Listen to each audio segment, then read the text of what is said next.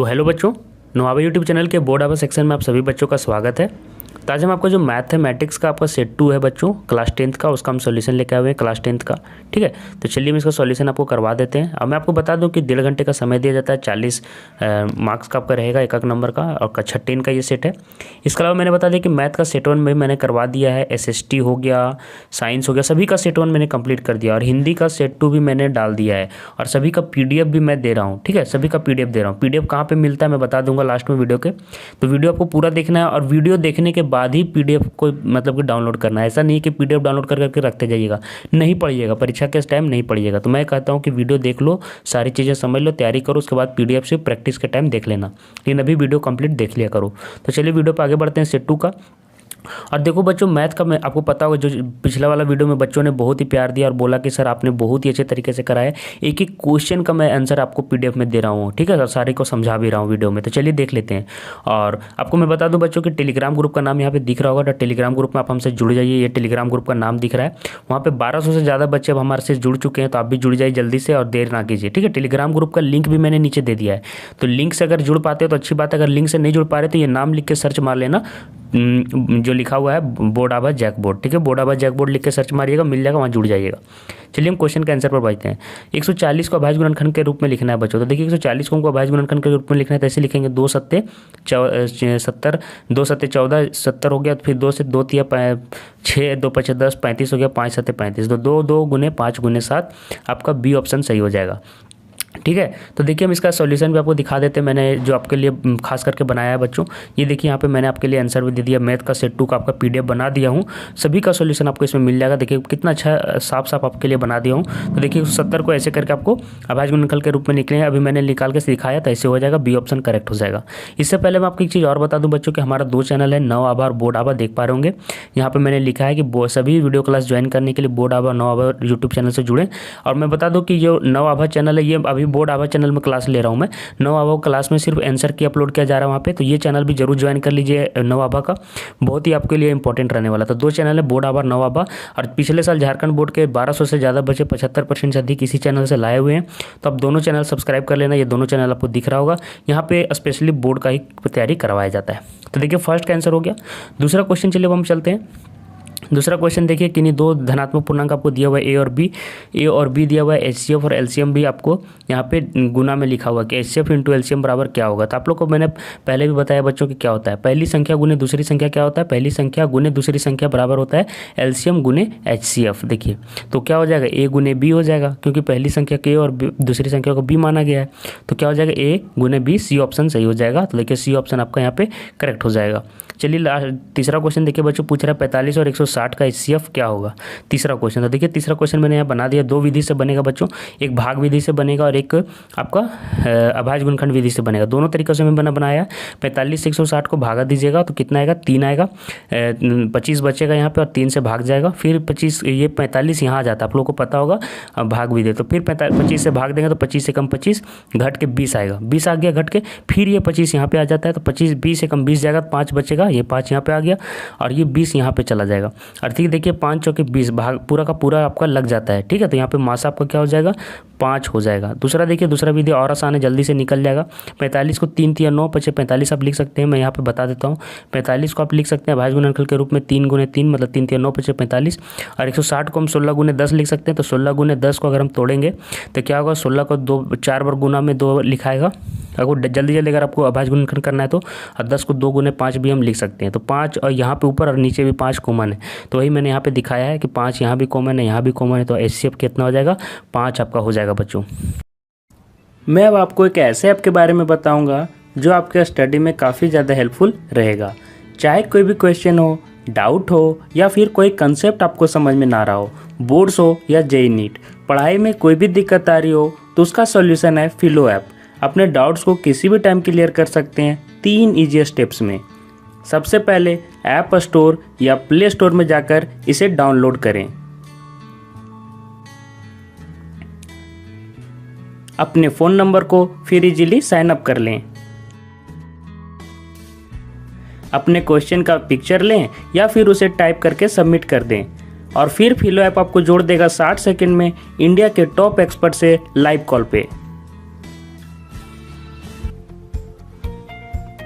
आपके क्वेश्चन में आप कहना चाहते हैं कि बल्ब की पावर कितनी है, अगर बल्ब जो है वो 220 वोल्टेज पर ऑपरेट हो रहा है, राइट।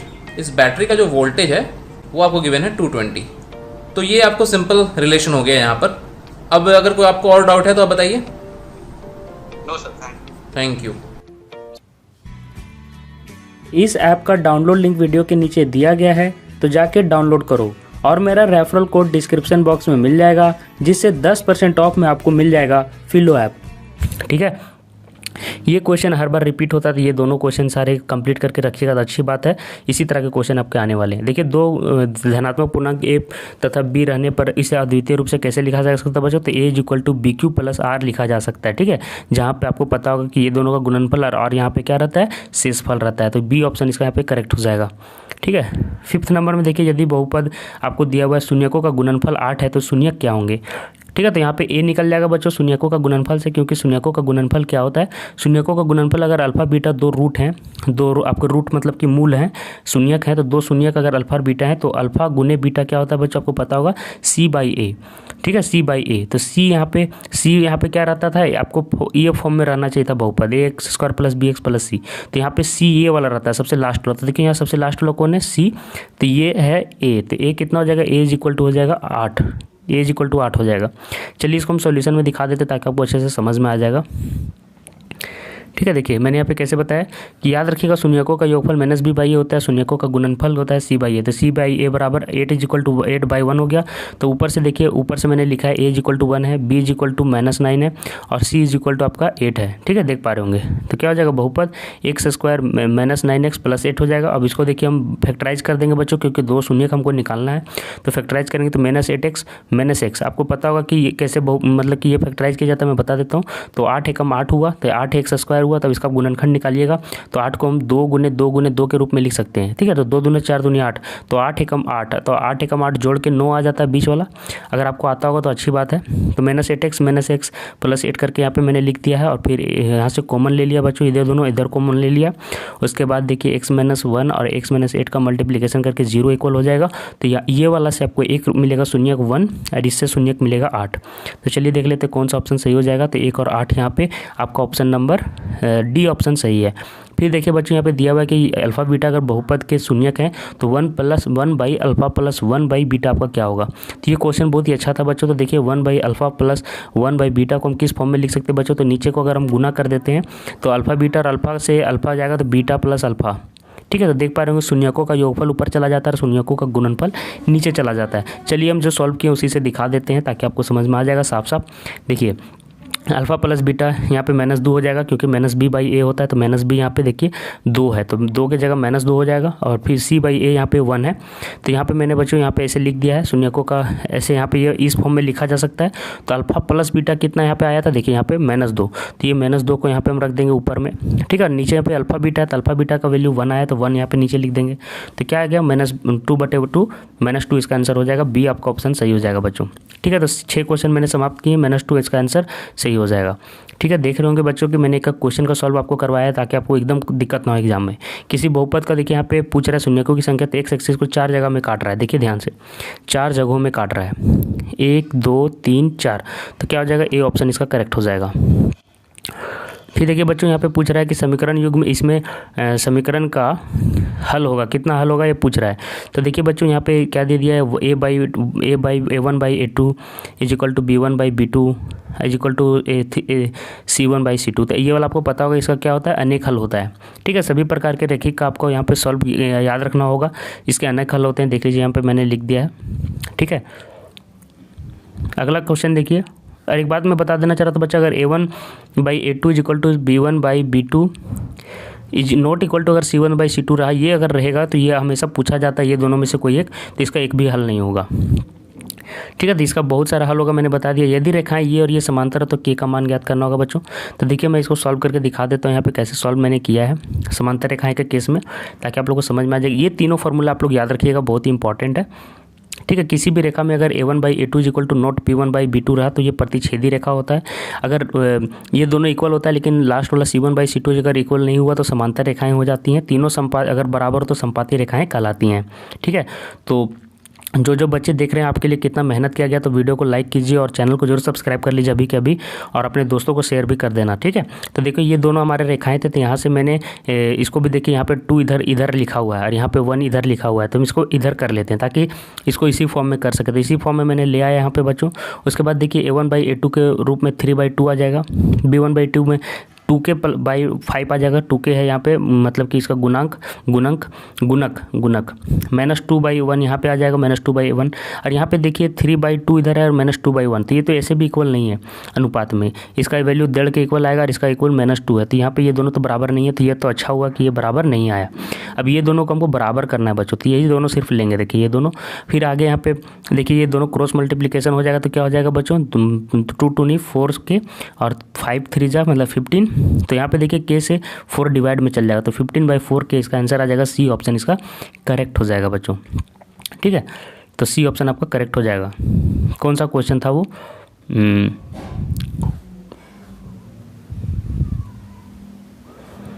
तो देखिए बच्चों 9 का मैंने सी आपको बताया, 9 का सी आंसर होगा। तो चलिए 9 का सी हो जाएगा। 9 का देखिए यहाँ पे क्वेश्चन था, 9 का सी हो जाएगा।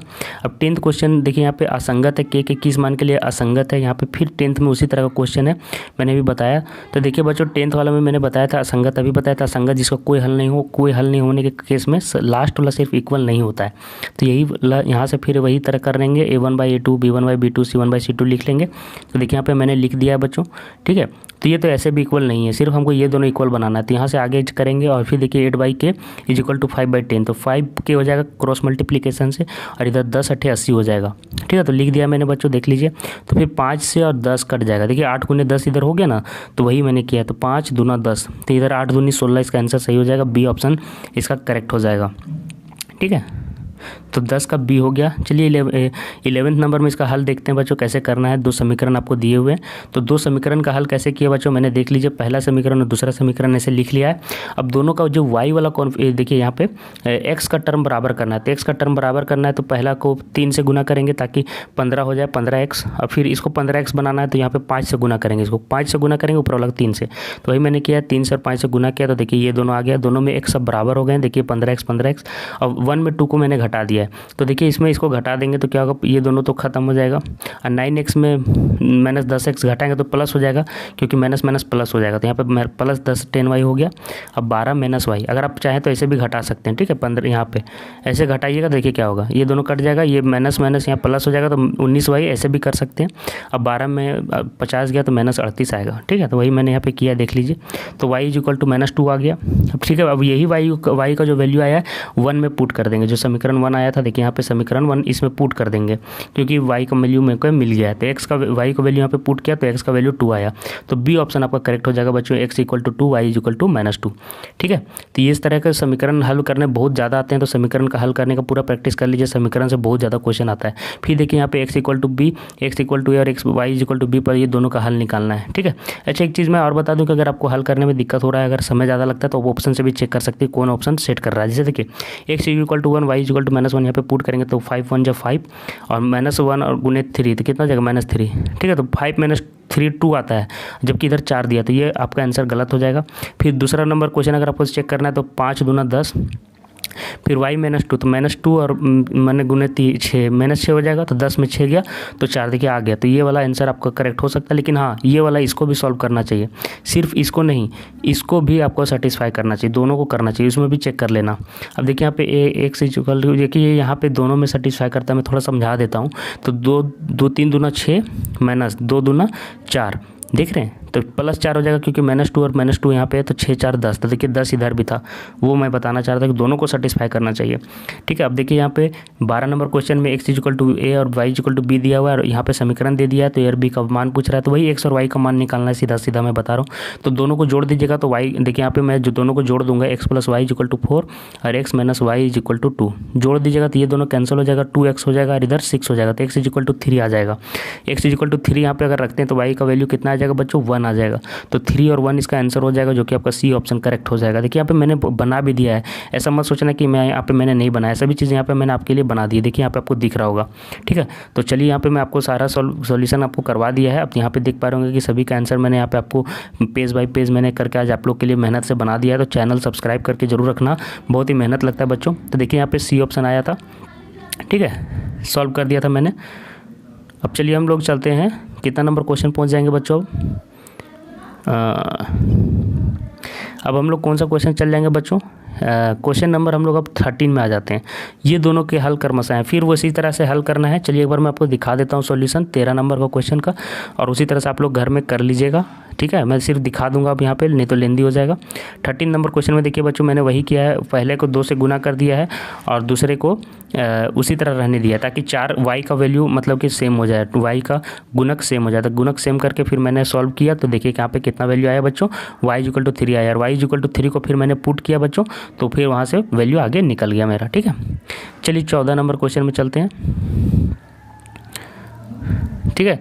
तो 13 नंबर का आंसर मैं देख लेता हूँ एक बार। 13 का ए ऑप्शन करेक्ट होगा, ठीक है। तो 13 का आपका ऑप्शन नंबर ए आपका करेक्ट है, ठीक है।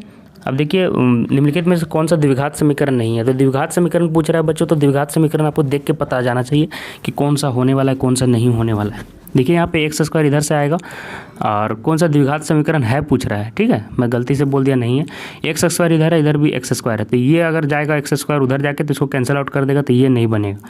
फिर देखिए यहाँ पे x² है, यहाँ पे 2x है, तो ये जाएगा घटेगा, लेकिन x² के टर्म को नहीं हटा पाएगा, तो ये हो जाएगा।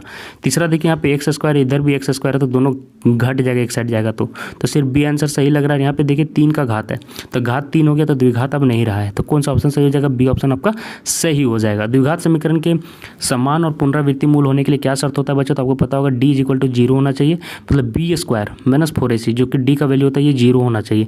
तो क्या होते हैं, समान और पुनरावृत्ति वाले मूल प्राप्त होते हैं, तो बी ऑप्शन इसका करेक्ट हो जाएगा। 16 नंबर में देखिए द्विघात समीकरण का विविक्तर आपको पूछा जा रहा है। तो आपको बताया था कि मैंने कि d = b² - 4ac, इसी को हमको विविक्तर कहा जाता है। तो b का वैल्यू यहाँ पे -5 है, तो -5 का स्क्वायर कर देंगे, और -4, फिर a का वैल्यू अगर 1 है तो 1 लिखेंगे, c का वैल्यू कितना 4 है तो 4 लिखेंगे। कितना हो जाएगा, 25 और 4 × 16 -16, कितना आ गया 9, आंसर आपका करेक्ट हो जाएगा। तो देखिए 9 कौन सा ऑप्शन में दिया हुआ है, सी ऑप्शन में दिया हुआ है, तो ये करेक्ट हो जाएगा। 17 नंबर क्वेश्चन में देखिए विविक्तर क्या है, तो फिर से देखिए मैंने यहाँ पे विविक्तर आपके लिए निकाल दिया बार बार। कितना नंबर क्वेश्चन है ये आपका 17 नंबर क्वेश्चन है। तो सभी का यहाँ पे आंसर मैंने डाल दिया है, ताकि ज़्यादा देर ना लगे बताने में आप लोगों को। तो देखिए सभी का सॉल्यूशन यहाँ पे बनाया हुआ है, ठीक है, आप लोगों के लिए। तो देखिए मैं यहाँ पे 17 का बताना चाह रहा था। तो देखिए 17 में क्या करेंगे, ऐसे यहाँ पे d = b² - 4ac करेंगे, तो देखिए 0 आंसर आएगा बच्चों, क्योंकि b का वैल्यू -2 है, तो -2 का स्क्वायर, -4, a 3 है, और c यहाँ पे 1/3 है, तो 1/3 को जैसे का तैसे रखेंगे, 3 कट जाएगा, तो 4 बचेगा, 2 दूना 4, तो 4 और 4 घटेगा, तो 0 ही आएगा, ठीक है। तो देखिए सभी का मैंने सॉल्यूशन करा दिया है बच्चों। अब मैं आपको बताना चाह रहा था कि आपको PDF कहाँ मिलेगा। तो देखिए बच्चों ये PDF आपको हमारे चैनल के, जो कि टेलीग्राम का जो आपका हमारा चैनल है उसी में आपको मिलेगा, ठीक है। तो टेलीग्राम चैनल आप सब्सक्राइब मतलब कि जुड़ जाना। वहाँ पे कैसे जुड़ना मैंने बता दिया, टेलीग्राम ग्रुप का नाम दिख रहा था और नीचे लिंक भी दिया हुआ है, तो जाके जुड़ जाइए, वहीं पर इसका PDF मिल जाएगा, ठीक है। यदि द्विघात समीकरण के मूल समान है तो k का मान ज्ञात करना बच्चों। तो देखिए यहाँ पे फिर से मैं बता दूं कि मूल समान होना है, तो समान होने के लिए देखिए क्या होता है, कितना नंबर क्वेश्चन था ये 18 नंबर, देखिए, ठीक है। तो पहले देखिए यहाँ पे हमको मूल समान करना है। कितना नंबर क्वेश्चन था एक बार देख लेते हैं हम, थोड़ा सा बताने में बिजी हो गया था। हम लोग पहुँच गए हैं 19 नंबर क्वेश्चन में, ठीक है। चलिए 19 नंबर क्वेश्चन देखिए क्या पूछ रहा है। इस तरह का समीकरण है और हमको मूल समान करना है इसका, तो d = 0 हो जाएगा, क्योंकि मूल समान करना है। तो b² - 4ac = 0 हो जाएगा। b का वैल्यू कितना बच्चों 4 है, -4ac 4 बैठा देंगे, 4a का वैल्यू देखिए k है और c का वैल्यू 1 है, तो ये 0 करेंगे। अब देखिए इसको सॉल्व करेंगे तो क्या आ जाएगा, देखिए बच्चों 4 × 16 आ जाएगा इधर, और इधर -4k, तो बराबर इधर जाएगा, ये उधर जाएगा बराबर के, तो k = 4 आ जाएगा। डी ऑप्शन इसका करेक्ट हो जाएगा बच्चों, ठीक है। तो 19 का डी नंबर आपका सही हो जाएगा, ठीक है। अब देखिए हम लोग यहाँ पे 20 नंबर क्वेश्चन में फिर से मूल ज्ञात करने बोला गया है। तो देखिए हम यहाँ पे मूल ज्ञात करने बता दिए, आपको मूल ज्ञात करना आप लोग को आना चाहिए। आप लोग को यहाँ पे फैक्टराइज करके मैंने बताया है, और आप चाहें तो ये वाला भी विधि लगा सकते हैं, -b plus minus √b² -4ac/2a। यहाँ से भी मूल ज्ञात किया जा सकता है विविक्तर वाला यूज करके। तो यहाँ पे मैंने हल किया, ये अब हल करना बार बार मैं नहीं बताऊँगा। यहाँ पे देखिए फैक्टराइज करके मैंने बना दिया है, क्योंकि -3x को -5x + 2x के रूप में लिखा जा सकता है। ठीक है, तो उस तरह से करके फिर मैंने इसे कॉमन निकाल के ए इसका आंसर सही हो जाएगा 20 का। ठीक है, अब देखिए 21 नंबर क्वेश्चन में यहाँ पे प्रथम पद और डी पूछ रहा है। तो प्रथम पद आपको दिख रहा होगा कि 3 होगा, और विविक्तर के सार्वंतर 1 - 3 होगा, तो 1 - 3 = -2 होता है। ठीक है, 1 - 3 -2, तो -2 और 1 3 और माइनस क्या आ गया 3 और -2, जो कि आपको बी ऑप्शन में मिल रहा है, तो सही हो जाएगा। फिर देखिए यहाँ पे पूछ रहा है कि कौन सा पद शून्य होगा। तो कौन सा पद शून्य होगा, तो ए यहाँ पे कितना है बच्चों 21 है, और डी कैसे निकालेंगे, तो 18 में 21 घट जाएगा। 18 में 21 घटेगा तो कितना आ जाएगा -3। ठीक है, तो आपको ये एक फॉर्मूला याद होगा, an = क्या होता है, a + n - 1 × d, ये फॉर्मूला होता है। तो हमको an का टर्म कितना चाहिए, 0 पद चाहिए, 0 होना चाहिए वो। a कितना 21 है, और n का पद हमको ज्ञात करना है, और d का वैल्यू कितना है -3 है। तो इसको अगर आप सॉल्व करते हैं तो कितना आएगा बच्चों, देखिए कितना आएगा, ये 21 इधर जाके -21 हो जाएगा, और इधर -3n बचेगा, और माइनस प्लस 3 हो जाएगा। तो ये 3 जाके उधर क्या हो जाएगा, ये भी माइनस में हो जाएगा, तो कितना हो जाएगा -24। आगे देखिए यहाँ पे से बना रहा हूँ -24 और = -3n हो जाएगा। तो 3n से ये और ये कट के कितना बचेगा 8, तो 8 यहाँ पे आंसर सही हो जाएगा बच्चों, 8वां पद। ठीक है, इसका सॉल्व मैंने करवा दिया है, इसका टेंशन नहीं लेना, PDF में सभी चीज़ों का आंसर मिल जाएगा। मैं यहाँ पे फिर से ऐसे बता दे रहा हूँ। अब यहाँ पे कितने पद हैं ये आपको गिनना है। तो लास्ट पद कितना है बच्चों, 205। तो यहाँ पे हम लिख देंगे 205। अभी का फॉर्मूला ही यूज करेंगे, जो ये वाला यूज नहीं किया मैंने, an = a + n - 1d, यही यूज करने जा रहा हूँ। ठीक है, तो चिंता मत करना। तो a कितना है, a 7 है, n - 1 हमको n का ही वैल्यू निकालना। d कितना है बच्चों, तो देखिए 13 में अगर 7 घटाइएगा, यहाँ पे देखिएगा 13 में 7 घटाइएगा तो कितना हो जाएगा, 13 में 7 घटाइएगा तो 6 बचेगा।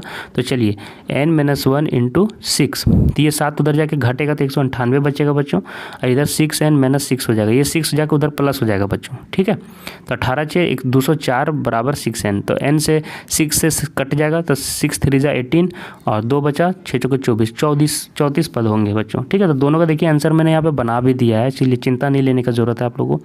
देखिए है ना, सभी को सॉल्व मैंने कर दिया है बच्चों। देखिए इसका भी 22 का भी आंसर आपको मिल जाएगा।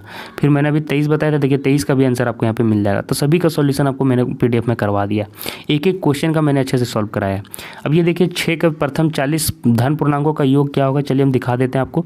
ये आसान क्वेश्चन है, मैं बार बार नहीं बताऊँगा। तो 6 का लगातार 40 पूर्णांकों का योग में n कितना हो जाएगा, 40 लेके चलेंगे बच्चों। तो देखिए n हम लोग 40 लिए हैं, और a कितना हो जाएगा, यहाँ पे देखिए पहले मैं सीरीज़ बना लिया हूँ। तो सीरीज़ में कितना हो जाएगा, 6a हो जाएगा, और d निकालेंगे तो 12 - 6 कितना हो जाएगा, 12 - 6 देखिए d 12 - 6 6 हो जाएगा। अब यहाँ पे सम का आपको फॉर्मूला याद होगा, n/2 × 2a + n - 1 × d होता है। तो n का वैल्यू कितना हो जाएगा, 40। सभी को पुट कर दिया मैंने यहाँ पे, और गुना करके जोड़िएगा तो 4920 आंसर आपका आ जाएगा। सॉल्व मैंने करा दिया, ये दोनों गुना में है। ठीक है, ये ऐसे जब भी कहीं पे भी लिखा हुआ रहेगा तो इसका मतलब समझिएगा दोनों गुना में है। ठीक है, आप लोग इससे कंफ्यूज नहीं हो जाएगा। तो 4920 C ऑप्शन आपका इसका सही हो जाएगा। चलिए सभी का सॉल्यूशन मैंने करा दिया है। सभी समबाहु त्रिभुज आपके समरूप होते हैं। देखिए ऐसे ऐसे जो भी त्रिभुज रहते हैं, भले ही ये बड़े छोटे होते हैं, लेकिन सभी कोण दोनों में समान होता है, देखने में एक जैसे लगते हैं। सभी समबाहु, यहाँ पे आंसर होगा, बी नहीं होगा, गलत मैंने बता रहा था। समबाहु त्रिभुज, कभी कभी बोलने का मतलब दूसरा होता है और लिखा जाता है दूसरा, तो उसमें थोड़ा सा आप लोग समझिएगा, जल्दीबाजी में ऐसा हो जाता है। 26 नंबर क्वेश्चन मैंने पिछला बार भी करवाया बच्चों, इसी तरह का question, same to same question है, सिर्फ डाटा बदल दिया गया। तो देख लीजिए यहाँ पे सॉल्यूशन, अगर आपको देखना चाहते हैं तो देख लीजिए। यहाँ पे इस तरह से चित्र बनेगा, सभी का मैंने यहाँ पे वैल्यू लिख दिया जो जो दिया हुआ है। तो आपको पता है कि DE समांतर, ये और ये समांतर है, तो ये और ये समांतर है, तो ये बटा ये और ये बटा ये इक्वल होता है। तो देखिए मैंने लिख दिया AD/BD = AE/EC, दोनों का वैल्यू यहाँ पे पुट कर दिया बच्चों। तो ये कट के कितना आया, 3 आया। देखिए यहाँ पे ये कट के नीचे 3 बचा, तो AD वाला ये 7.2 ऊपर चला जाएगा। तो देखिए 7.2/3 आ गया। तो 7.2 को जब 3 से भाग दीजिएगा तो 2.4 सेंटीमीटर आएगा। C ऑप्शन इसका करेक्ट हो जाएगा बच्चों। ठीक है, तो सी ऑप्शन इसका करेक्ट हो जाएगा, सी ऑप्शन इसका करेक्ट कर दिया हम लोग। ठीक है, अब देखिए बच्चों 27 नंबर में पूछ रहा है यदि एक त्रिभुज के दो कोण एक अन्य त्रिभुज के दो कोणों के बराबर हो तो त्रिभुज समरूप होते हैं, समरूपता की इस कसौटी का किस नाम से जाना जाता है। तो इस क्वेश्चन का चलिए आंसर आपको बता देते हैं बच्चों। तो देखिए इसको हम लोग ए कसौटी कहेंगे, क्योंकि ए कसौटी, क्योंकि दो कोण यहाँ पे संगत कोण दिया हुआ है, तीन संगत कोण दिए हुए रहते तो ए कसौटी हो जाता, तो यहाँ पे ए कसौटी से भी यहाँ पे हो जाएगा। ठीक है, तो याद रखिएगा कि जब दो कोण बराबर होंगे तो तीसरा कोण खुद ब खुद बराबर हो जाएगा, तो सी आंसर इसका करेक्ट होगा। निम्न में से कौन से त्रिभुजों की सर्वांग समता की कसौटी नहीं है, तो याद रखिए एस एस एस है, ए एस ए है और एस ए एस भी है। सर्वांग समता की कसौटी पूछ रहा है, सर्वांग समता और समरूप दोनों अलग अलग चीज़ें हैं, लेकिन तीन कोण जब ए रहते हैं तो ये समरूपता की कसौटी है, समरूपता की, ये सर्वांग समता की कसौटी नहीं है, याद रखिएगा। तो ये समरूपता की कसौटी है लेकिन सर्वांग समता की कसौटी नहीं है, तो बी ऑप्शन ही सही हो जाएगा। ठीक है, ये समरूपता की कसौटी नहीं, याद रखिएगा। दो समरूप त्रिभुजों के क्षेत्रफल का अनुपात बराबर है तो त्रिभुज निश्चित रूप से क्या होंगे, तो ये आपको थ्योरम ही था, अच्छे से क्वेश्चन भी बहुत ही अच्छा इंपॉर्टेंट क्वेश्चन था, बहुत सारे बच्चे इसका सॉल्यूशन नहीं कर पाए हैं, तो इसका आंसर क्या हो जाएगा बच्चों, सर्वांग समता हो जाएगा। ठीक है, इसका आंसर कैसे बनेगा मैं वीडियो के लास्ट में आपको दिखा दूंगा 29 का आंसर। ठीक है, इसी वीडियो के लास्ट में। चलिए 30 नंबर में चलते हैं। 30 नंबर में आपको समद्विबाहु त्रिभुज दिया हुआ है जिसका कोण सी आपका समकोण है, तो निम्नलिखित में कौन सा कथन सत्य है। चलिए 30 का आपको आंसर दिखा देते हैं बच्चों। ठीक है, तो देखिए यहाँ पे मैंने सभी का आंसर लिख दिया, ए सर्वांग सम।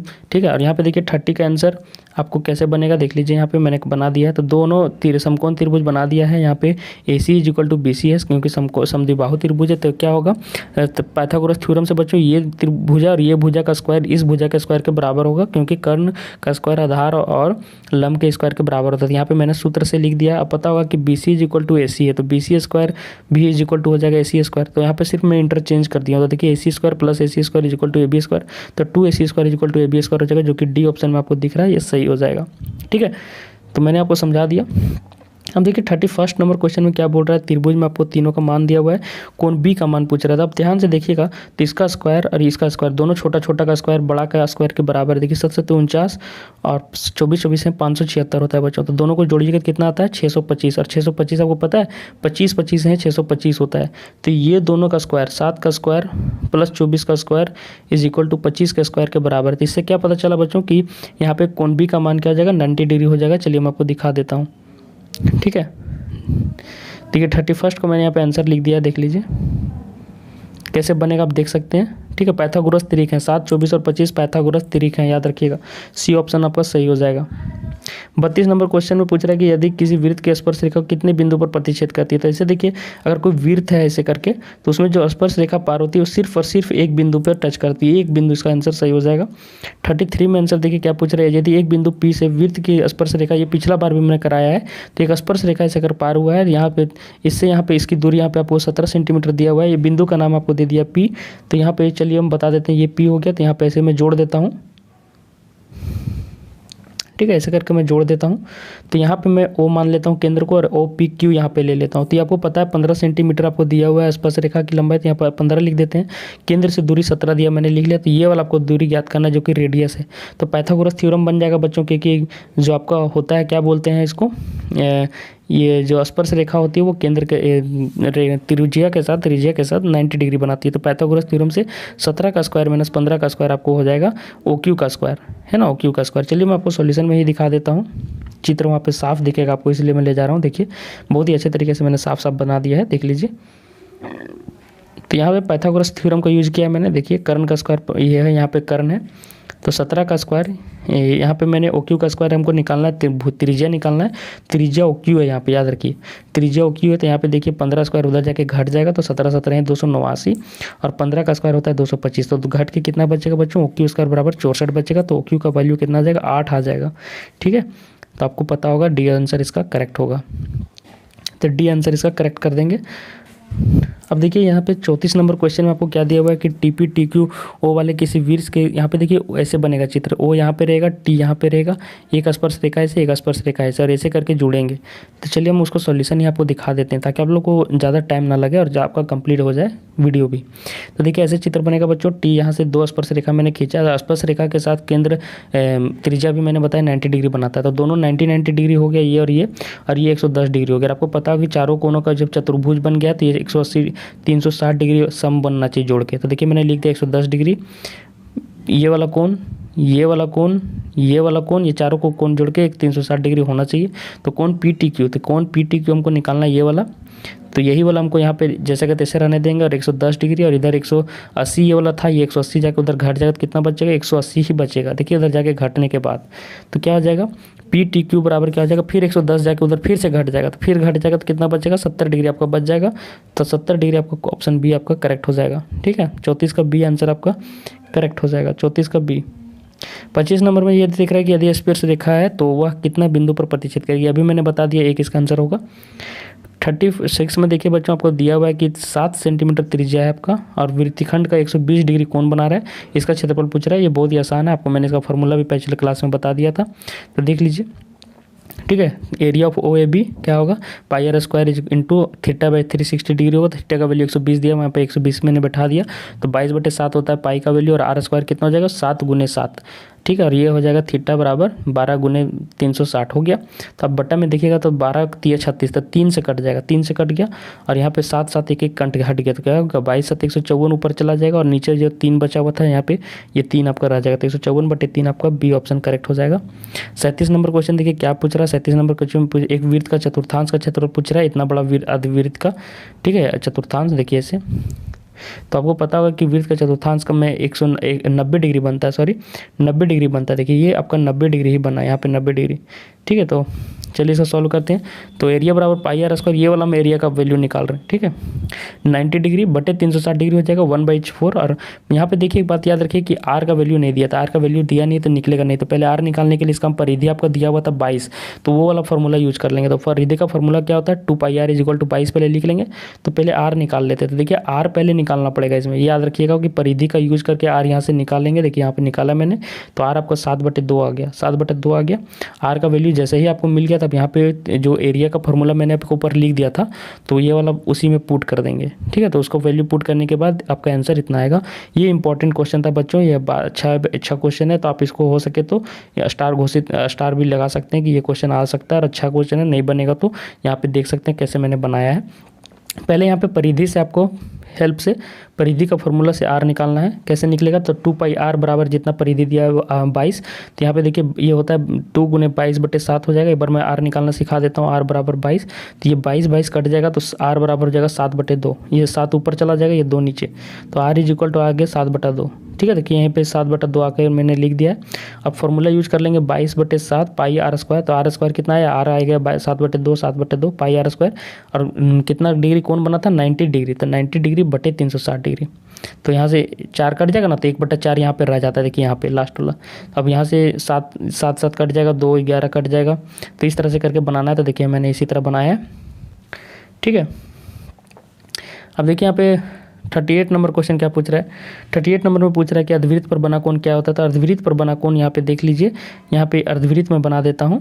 तो यहाँ पे अर्धवृत्त पर बना कोण जो होता है ये 90 डिग्री होता है, याद रखिएगा। ठीक है, क्योंकि त्रिभुज जो बना यहाँ पे ऐसे करके, ये त्रिभुज एक व्यास आपका एक भुजा हो जाएगा, तो व्यास एक भुजा बनता है, तो ये आपका ये दोनों एंगल बराबर हो जाते हैं भुजा। ठीक है, तो ये आपको बन जाता है समकोण। अब देखिए 7 सेंटीमीटर त्रिज्या वाले एक वृत्त के लघु वृत्तखंड का क्षेत्रफल आपको दिया हुआ, तो दीर्घ वृत्तखंड का क्षेत्रफल पूछ रहा है।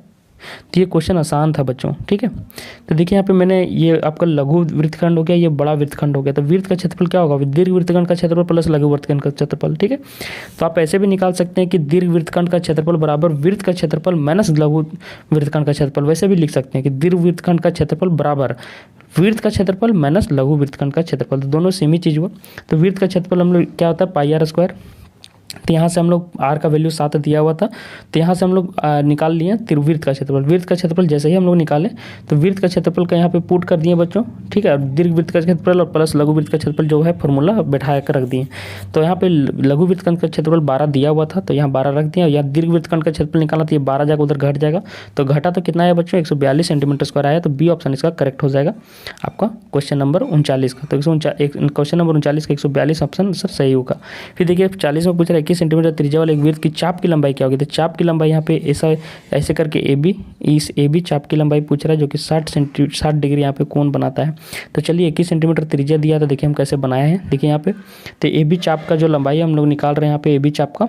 तो देखिए यहाँ पे 2 pi R into theta by 360 degree होता है, आपको याद होगा। तो 2 पाई आर का वैल्यू कितना था, 21 था। तो यहाँ पे देखिए हम यहाँ पे एक बार लिखा देते हैं, 2 इंटू 22/7 और आर का वैल्यू कितना था आपको 21, और थीटा का वैल्यू कितना है बच्चों, सॉरी गुना होगा यहाँ पे, फिर थीटा का वैल्यू यहाँ पे 60 डिग्री है और 60/360। तो ये 6 से कटेगा, 60 6 6 360 6। अब ये देखिए यहाँ 7 या 21 कटेगा और ये 3 दूना फिर 6 कटेगा, फिर ये 2 2 कट जाएगा। तो 22 आपका आ रहा था, देखिए 22 सेंटीमीटर इसका आंसर हो जाएगा। तो इसी तरह से मैंने 40 क्वेश्चन का आपको यहाँ पे सॉल्यूशन करा दिया, सभी का PDF मैंने दे दिया है बच्चों। अब बचा क्वेश्चन नंबर 29, जो मैंने आपको बताया था कि वीडियो के लास्ट में मैं बताऊँगा। देखिए क्यों सर्वांग होते हैं, चलिए मैं इसका सॉल्यूशन आपको बता देता हूँ। देखिए 2 त्रिभुज है बच्चों, दोनों का एरिया आपको यहाँ पे दिया हुआ है कि बराबर है, दोनों समरूप त्रिभुज हैं। तो समरूप त्रिभुज है तो त्रिभुज ABC और सर्वांगसम त्रिभुज समरूप त्रिभुज PQR मैंने लिख दिया।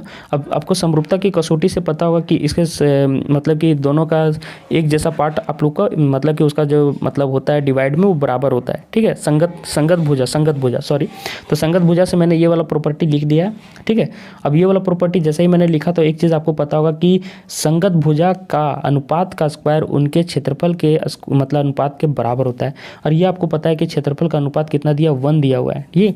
तो ये आपको ये वाला समीकरण मेन यूज करना, तो यही वाला यूज करके आप बना सकते हैं। तो यहाँ से ये जो 1 है तो ये वाला आप छोड़ दीजिए, यहाँ से ये देखिए जब ये =1 इसके लिए है तो ये =1 इसके लिए भी हो गया। जैसे देखिए 5 = 5 बराबर 5 गोटी, तो ये 5 इसके भी बराबर हो जाता है, ठीक है। तो ये इसके बराबर जैसे ही हुआ तो देखिए यहाँ पे AB², ध्यान से देखिएगा, PQ², ये =1 हो गया 1/1। तो ये इसके बराबर हो जाएगा, क्रॉस मल्टीप्लाई कीजिएगा तो ये आ जाएगा। अब जैसे ही क्रॉस मल्टीप्लाई हुआ तो AB = PQ आ गया। तो AB = PQ आ गया, तब देखिए इक्वेशन 1 जो मैंने पिछला यहाँ पे माना है, देखिए यहाँ पे इक्वेशन 1 मैंने जो इसको माना है तो ये 1 हो गया, ये 1 हो गया। तो ये सब भी आपस में 1 हो जाएंगे, ठीक है, बराबर का प्रॉपर्टी से। देखिए तो इक्वेशन 1 से AC = PR हो जाएगा, फिर BC = QR हो गया। तो आप देख पा रहे होंगे संगत भुजा सभी बराबर हो गए, इसका AB इसका PQ के बराबर है, इसका AC इसका PR के बराबर है, तो सभी संगत भुजा बराबर हो गए।